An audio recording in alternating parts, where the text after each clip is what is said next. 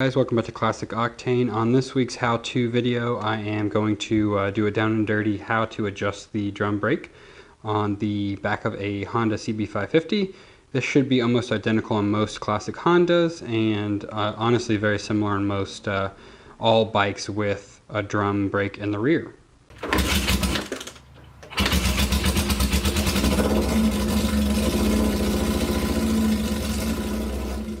So the first thing you're going to need to do is figure out a way to get your back tire off the ground. If you have a stock center stand still on your bike, of course that's the best option. If not, you can use one of these universal tire stands or bike stands that I have here.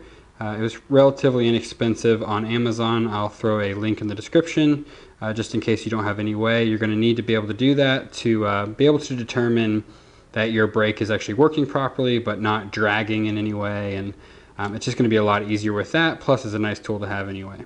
Alright, your first step is just going to be to make sure that your brake pedal is actually in the right position. So you want this to be just a little bit lower than your foot peg here, so that your foot doesn't have to raise up and over it in order to hit the brake. So if it's a little bit lower, you're good to go. If it's not, you adjust it by this little bolt right back here. So there's a bolt that runs through and then has a lock nut on the top, both 10 millimeters.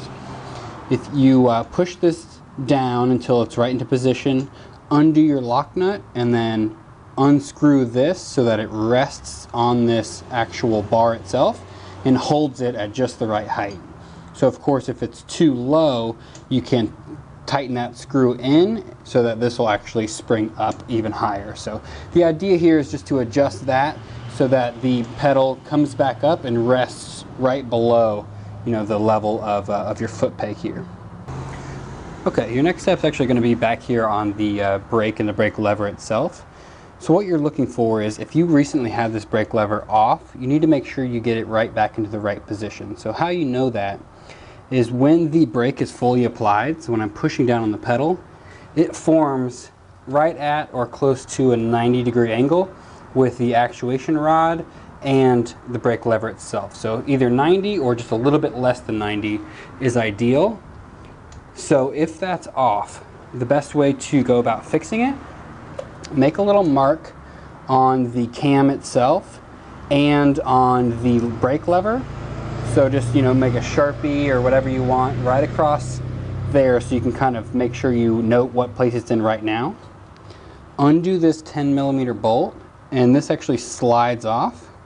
Then you can clock it, one tooth either way, depending on which way you need to move the lever itself. So if you have too much of an angle this way, you can pull it off, clock it one or two teeth and slide it back on, so where you can achieve, like I said, as close to a 90-degree angle as possible to the actuation rod when the brake is fully applied. Alright, next adjustment is going to be how much your pedal actually moves. So you don't want more than about 1.25 inches, maybe 1.5 inches of movement, but you also don't want less than about 3/4 of an inch. So right about that inch mark is exactly where you want to be. So this is where I use my ruler, and you put the ruler up in the very front here, and just kind of line it up with the pole or whatever you want, and just make a note of how much the pedal is going down. So again, you're looking for right at about 1 inch or so. If it moves too much, that's where you use your adjuster rod back here. So this is a 14 millimeter bolt, or nut should I say, and you screw that in to make the pedal move less or loosen it to give you more travel. So if your pedal is only moving 1/2 inch, undo this a couple of turns and test it again. If your pedal is moving 3 inches, you can tighten this up. And what it's doing is just moving that rod back and forth so that you're getting right at the right amount of pressure and the right amount of distance for travel in your brake pedal. So as you see here, I have right about 1 inch from when the wheel is free spinning to fully locked up. So that's what that adjuster is for. Your very last step, now that you verify that you have the right movement out of your pedal and your brake is, you know, actuating properly, but it's not dragging when the pedal's not being touched, is to make sure that your switch for your rear brake light, or your only brake light, is in the right position. So this is adjustable too. It's got a little lock nut on here, and the actual switch itself is threaded, so you can move it up and down.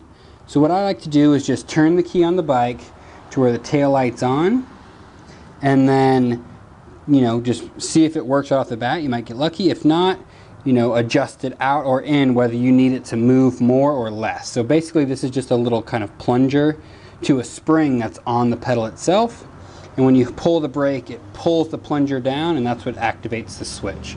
So if it's too tight and you turn the key on and your brake light's already on, you can loosen this, otherwise lower the switch to where the brake light turns off, but make sure when you press the pedal, it does still come on. So it'll make more sense when you actually start to play with it, but basically you're looking for that sweet spot in height that allows the brake light to be activated when the switch is down, but of course turn off when the switch is back up. And again, you can just use your hand to actuate the pedal itself while looking at the tail light. And that's going to be it. So that's really the rundown of, you know, the quick and dirty way to adjust your rear brake. If you guys have any questions, feel free to leave a comment, let me know. I try to get back to all of them, or as many as I can. But this should be a very similar procedure, like I said, with most, you know, rear drum bikes. So it should be, you know, pretty universal. I'm going to try and put out a quick little how-to video at least once a week. My goal is kind of midweek to put out a how-to video, and then on the weekends kind of an overall project update. So if you liked what you saw, throw a like on the video, subscribe for more content, and I'll catch you guys later this week.